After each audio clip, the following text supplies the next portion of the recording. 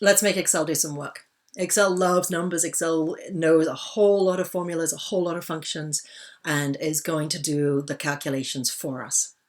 So a formula is a hand-entered formula. We use basic mathematical keys: equals, plus, minus, divide, parentheses. Functions are pre-programmed into Excel, where the Excel already knows the formula, and you just refer to that formula by its name. All formulas and functions start with an equal sign. So that indicates to Excel that it's going to need to do some calculations. So starting with an equal sign is Excel's, the way Excel starts sentences. In English, we start sentences with a capital letter. In Excel, we start sentences with an equal sign. Well, let's take a look. So let me just click into C1 right here. If I just type 3 plus 5 and enter, nothing happened, right? It just says 3 plus 5 because we didn't start with an equal sign, did we? So how about if I type equals 3 plus 5? And the plus is right above the shift key on, right above the equals sign. So you need to use the shift. And when I hit enter, lo and behold, Excel has done that calculations for us. It knows that 3 plus 5 is 8. When I click on that cell, so it's displaying the answer in the cell. In the formula bar, it's showing me the formula that it's working from. Let's just take a look at the keyboard. We've got the equals and the plus up by the delete key. We've got the minus right next to that. The numbers 1 through 0. Parenthesis, open paren is above 9, close paren is above 0. To use for multiplication, you're going to use the asterisk above the number 8. So we've got plus, minus, multiply. Oh, we need divide. Divide is down underneath the question mark. So go ahead and practice what you know. Calculate how much money you would make if you were paid $60 an hour for the hours you study in a week. Do you remember your 6th grade math? You remember orders of operation? Please excuse my dear Aunt Sally. That's a mnemonic that we use, where we're looking at the first letter of each of those words. Anything that's written in parentheses is calculated first, and then exponents, and then the multiplication and division, and then the addition and subtraction. What is, if we say equals 3 plus 4 times 5? What's the answer going to be? Before you hit enter, look at it. What's the answer going to be? Is it 3 plus 4 times 5, 3 plus 20, that's 23? Or is it 3 plus 4, 7, times 5, 35? Obviously, it can't be both. And according to the please excuse my dear Aunt Sally, we know that we're going to do the multiplication first. Excel knows that too. It's going to give you the answer 23.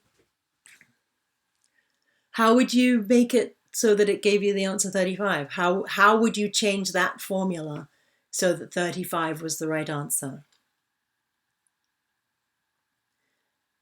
To edit that formula, well, I guess first off, you could just choose another cell and type it again, or you could just start typing it again. But you could also go in and edit that formula in the formula bar. So if we add parentheses, open paren, and close paren, we're going to change that formula. So now we are adding the 3 plus 4 before we multiply the 5. Functions are formulas that Excel already knows. So an easy one is sum. Sum is going to add up the numbers in an array. So let me just have Excel do a little bit of counting here. So we've got some numbers to work with. There are a number of different ways of inserting a function. We can click on the fx right there on the function bar. We can go up to our insert pull down menu and choose insert function. That little ellipsis, the dot dot dot, that tells you that it's going to open a dialog box. That tells you that there's going to be more choices that you need to deal with. So I've done that. It's already filled the equals, and it's given me a formula builder box over here with the most recently used ones. Oh, hey, there's a good preview of where we're going in this class. And then all the formulas that Excel knows. Excel knows a bunch of formulas. Here's the group of math and trig formulas. I'm going to scroll down through those and choose sum. Adds all the numbers in a range of cells. Thank you. That's useful. Insert that function. Now, what has Excel done? Excel has said, hey, you are sitting below this column of numbers. There are no other numbers nearby. I bet you want to add those up. And so it has it has made an assumption of, are those the numbers that you want to add? And you could at this point click and drag to select a different array of numbers to add, or you can just click enter and Excel will add those for you. When we click on the cell, we can see the formula up here. We see the answer down here. If we want to change what it's adding, we could just start again. Oh, no, wait, that's added it again. I'm going to escape. So if we want to change what it's adding, if we highlight those, we can say, nope, just add those ones.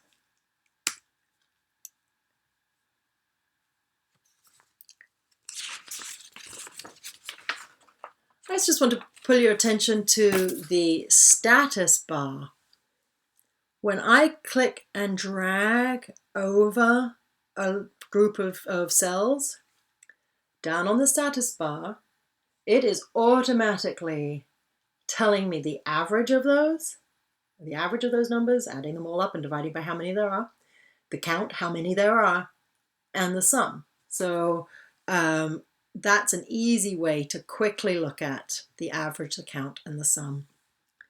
But often we're going to want those as numbers fixed in our spreadsheet. So counts how many. Let's use a function to count how many numbers are there.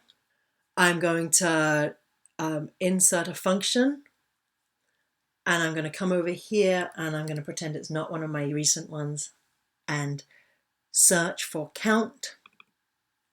I'm going to double click. It's making an assumption. It's saying, do you want me to count what's next to me? I'm like, no, I want you to count all of these numbers here. So this is still highlighted.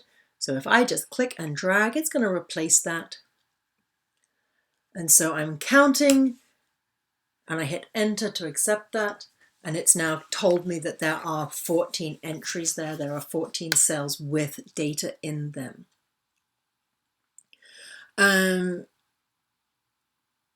Another useful formula is average. This time I'm going to start typing it. I'm going to say equals average, and you see it's popping up most recent. I can click on that.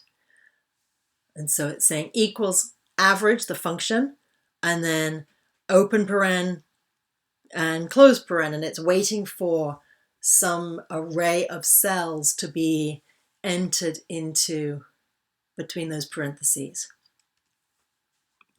So a function in Excel starts with an equal sign, and then it has the name of the function, and then the cells that it refers to. And the way that we format the cells is we say, we have an open parenthesis, the first cell reference, a colon, the last cell reference, and close parenthesis. And I could go ahead and edit that up there and edit it manually like that. I can select it and edit it by clicking and dragging.